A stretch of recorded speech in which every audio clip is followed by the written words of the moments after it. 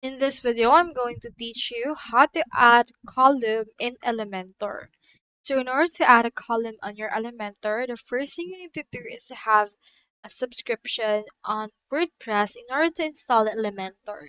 So you can do this even if you do not have a subscription in Elementor itself. Head over and click on this login and just get started in order to create an account. Now from in there, head over to wordpress.com and create an account from there. But if you already have one, you can click onto this login and then log into your account.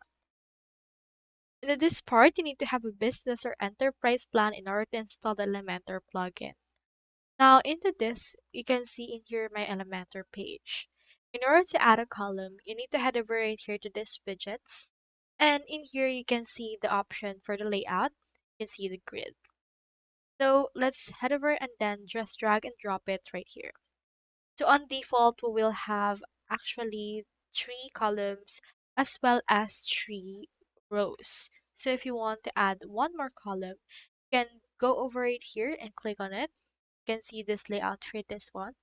Scroll down and here you can see the columns right now is 3. You can increase that. For example, let's make it 5 or 6. And here it is right here already increased.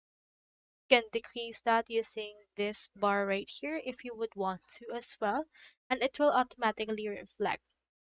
So on each columns of that, you can actually add some things or other things. Like for example, since I have 4 columns, can actually add in here 4 different types of things. Like for example, 4 different images that I would want. So you can just select on it again if you want to change the column number that we can have right here.